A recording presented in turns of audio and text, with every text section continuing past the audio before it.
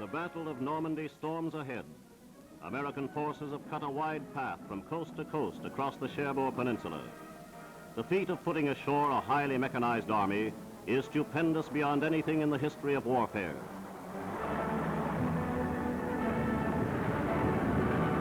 American troops stream to the battlefield. Fleets of tanks and guns and transport of all kinds continue to pour across the channel, virtually unmolested. The conquest of Cherbourg Peninsula is up to the highest expectations. Huge pontoons help swarms of trucks move to their assignments ashore. Shifting beaches are transformed into solid roads by steel runways.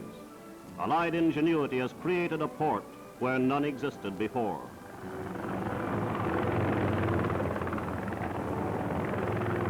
German prisoners stream to the beaches, bewildered, hopelessly depressed men. This is the March upon Britain, version 1944. These men are evidence that the Allies are chewing deeper and deeper into the Atlantic wall.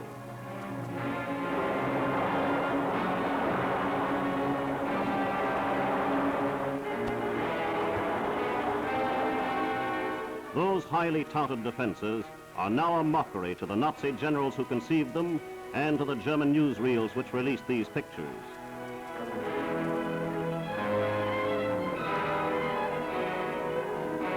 When Marshal Rommel inspected the fortifications last spring, he announced to the world they were invulnerable. Following his complete defeat in Africa, Rommel strutted about the concrete emplacements. He assured Hitler and the German people that no Allied forces could hope to prevail against them. But both Rommel and Runstedt arrogantly overlooked the fact that fortifications are no stronger than the spirit of the troops who man them. Yes, the German defenses were tough, but not tough enough. They were manned skillfully, but not so skillfully as they were attacked. The strength through concrete theory of the Nazi High Command has suffered again. Overwhelming power in the air is no respecter of concrete and barbed wire.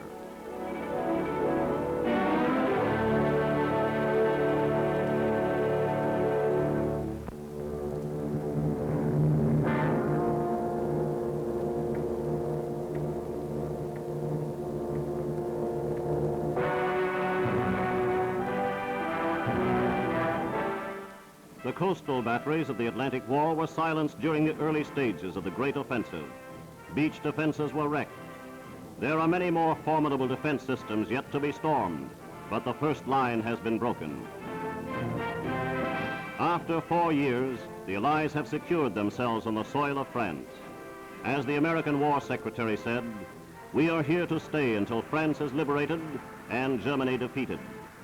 Into the Normandy countryside, the troops of freedom-loving nations march against the forces of tyranny. The faces of liberated Frenchmen tell their own stories.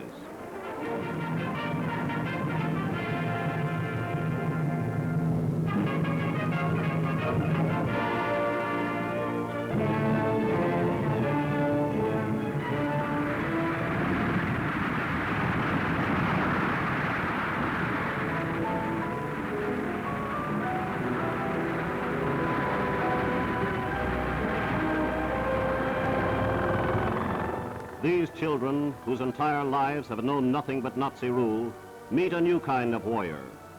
Yet the Normandy people had not felt German oppression at its worst. It was here the Germans rested their troops after their mauling in Russia.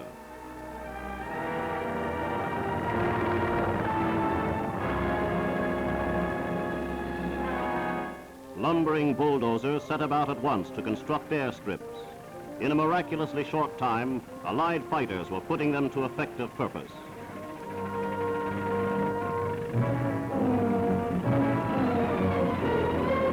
This is not the first time in history the French peasant has reaped his crops from the battlefields on all sides.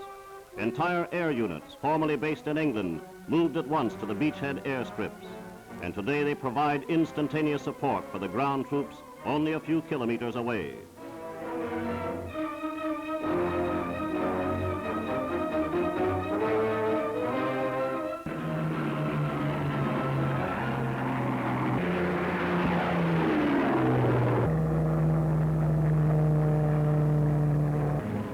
One of the first soldiers to land on the fields was the Allied Supreme Commander, General Eisenhower. With him was United States Chief of Staff, General George Marshall. Together they tour the Normandy battlefield and plan new surprises for the Nazi command. Both expressed complete satisfaction with what they saw.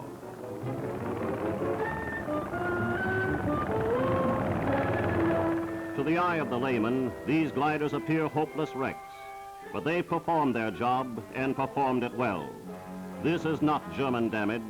The fuselage is detachable to disembark men and heavy equipment in record time. Someday the full story of the service of the airborne troops behind the German lines will be told. It will be an heroic story. Batteries of Allied big guns take up their powerful duties.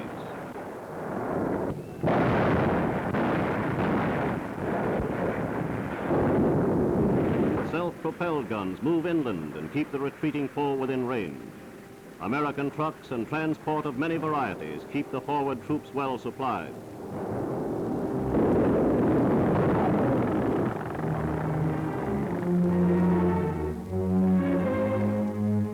Friend and foe alike are given expert medical care at frontline first aid stations. Germany has forced the men of many races to fight her battles. Thanks to modern medical science, 99% of the wounded in France have lived. American nurses treat the injured behind the lines.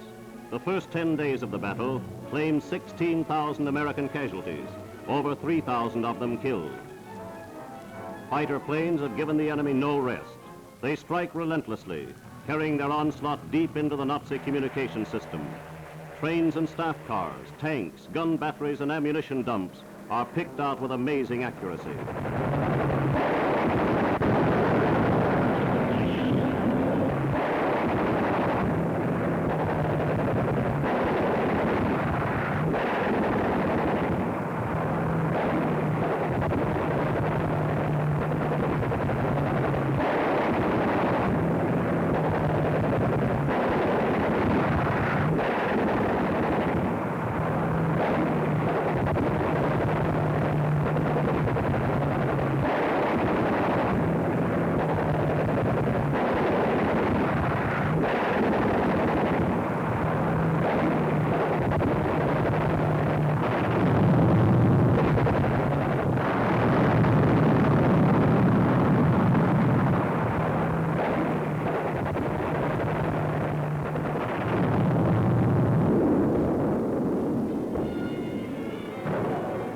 In the Como sector, British commandos pushed their salient deeper. As these pictures were made, United Nations troops held firm to 600 square miles of Western Europe.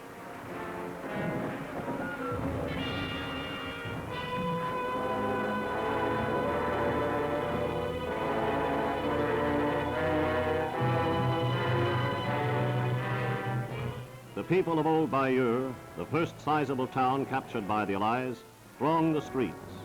A French correspondent speaks to his countrymen, and the thrilling music of the Marseillaise takes on new meaning.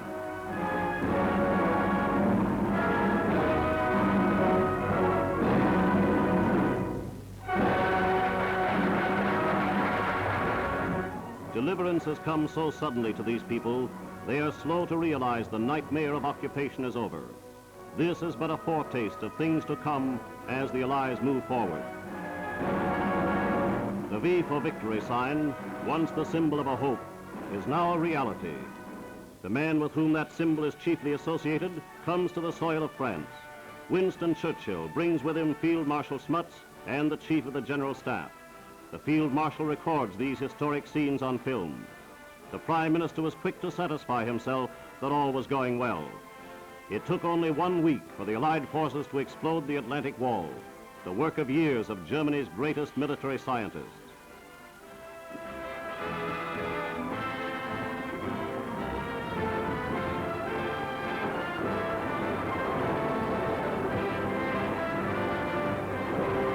The Prime Minister and his party returned to an Allied destroyer, returned with complete confidence of still greater victories to come. Sporting May Wests, the great British leaders proceed across the narrow waters of the Channel. Nowhere is the Luftwaffe to be seen. as the mighty battleships ride back to Britain. Here is impressive evidence of United Nations sea power moving at will, free of enemy challenge. The man-of-war fires a parting shot, and the architects of victory return home.